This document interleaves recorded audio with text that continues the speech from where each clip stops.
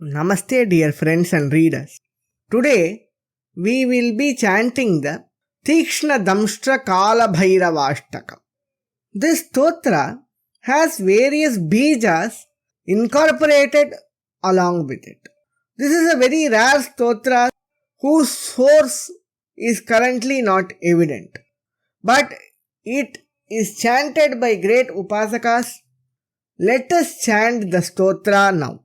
यं यं यं यक्षरूपं दशदिशि विदितं भूमिकम्पायमानं सं सं संहारमूर्तिं शिरमुकुटजटाशेखरं चन्द्रबिम्बं दं दं दं दीर्घकायं विकृतनखमुखं चोर्ध्वरोमं कराळं पं पं पं पापनाशं प्रणमत सततं भैरवं क्षेत्रपालं रं रं रं रक्तवर्णं कटिकटिततनुं तीक्ष्णदंष्ट्राकराळं घं घं घं घोषघोषं घग घग घटितं घर्जरं घोरनादम् कं कं कं कालपाशं धृक धृक धृकितं ज्वालितं कामदाहं तं तं तं दिव्यदेहं प्रणमत सततं भैरवं क्षेत्रपालं लं लं लं लं वदन्तं लल लल ललितं दीर्घजिह्वाकराळं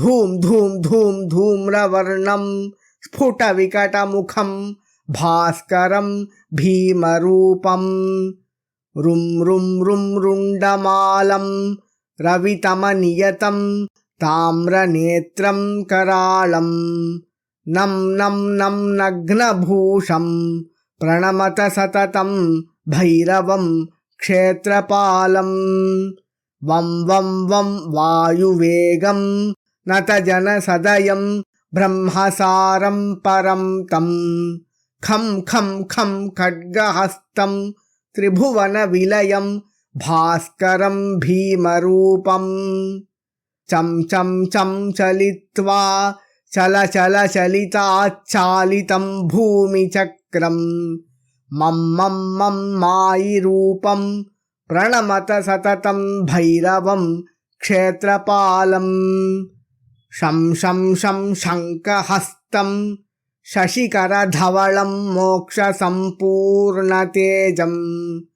मं मं मं मं महान्तं कुलमकुलकुलं मन्त्रगुप्तं सुनित्यं यं यं यं भूतनाथं किलिकिलिकिलितं बालकेलिप्रधानम्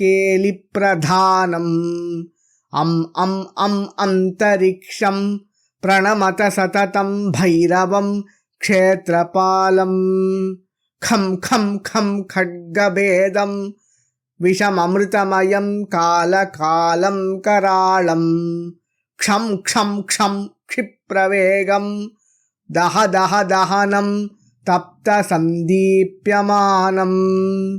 हौं हौं हौंकारनादं प्रकटितगहनं गर्जितं भूमिकम्पं वं वं वं बाललीलं प्रणमत सततं भैरवं क्षेत्रपालं सं सं सं सिद्धियोगं सकलगुणमखं देवदेवं प्रसन्नं पं पं पं पद्मनाभं हरिहरमयनं चन्द्रसूर्याग्निनेत्रम् ऐं ऐं ऐं ऐश्वर्यनाथं सततभयहरं पूर्वदेवस्वरूपं